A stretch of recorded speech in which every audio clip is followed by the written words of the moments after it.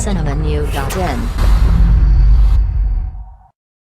Title கார்டிலேயே நண்பனின் காதலால் பாதிக்கப்பட்ட அனைத்து நண்பர்களுக்கும் இப்படம் சமர்ப்பணம் என்று மெசேஜுடன் படம் ஆரம்பிக்கிறது. ஐடி இளைஞராக ஜெய் கிருஷ்ணா என்ற பெயரில் அவருடன் பணிபுரியும் பிரணீதா திவ்யா என்ற பெயரில் இருவரும் எனக்கு ஒரு லவ் கூட செட் ஆகல, எல்லோருக்கும் செட் ஆகுது என்று காதல் ஜோடிகளை பார்த்தே இவர்கள் காதல் ஜோடியாக ஆகிறார்கள். நண்பர்களுடன் கொடைக்கானல் போகும் இருவரும் அத்துமீறி காதலிக்கிறார்கள்.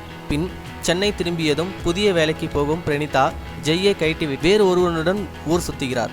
இதனால் அப்செட்டான ஜெய் தற்கொலை முயற்சி செய்கிறார். இறுதியில் ஜெய் தற்கொலை செய்து கொண்டாரா, இல்லை அவரது நண்பர்களால் காப்பாற்றப்பட்டாரா, காதலில் ஜெயித்தாரா என பல கேள்விகளுக்கு பதில் அளிக்கிறது எனக்கு வாய்த்த அடிமைகள். காதல் தற்கொலை என மிகவும் சீரியஸான இக்கதைக்களத்தை கருணாகரன், காளி, வெங்கட், நிவின், தம்பிராமையா என அனைவரும் சேர்ந்து ஜாலியான படமாக மாற்றியுள்ளனர். படத்தின் நடிகர்களின் பங்களிப்பு எந்த ஒரு குறையும் இல்லை. மகேஷ் முத்துசாமி ஒளிப்பதிவில் தன்னால் முடிந்தவரை காட்டியுள்ளார். கோபி கிருஷ்ணாவின் படத்தொகுப்பில் இரண்டாம் பகுதியில் கொஞ்சம் பின்வாங்கியிருக்கிறது. சந்தோஷ் தயாநிதி இசையில் பாடல்கள் சுமார் என்றாலும் பின்னணி இசையில் கலக்கியுள்ளார். மொத்தத்தில் காதல் படம் என்றாலே அழுது கொண்டே பார்க்கும் ரசிகர்களுக்கு இது ஒரு ஜாலியான படமாக இருக்கும். நமது தமிழ் சினிமா சேனல் வழங்கும் மதிப்பெண் 5க்கு 2.5.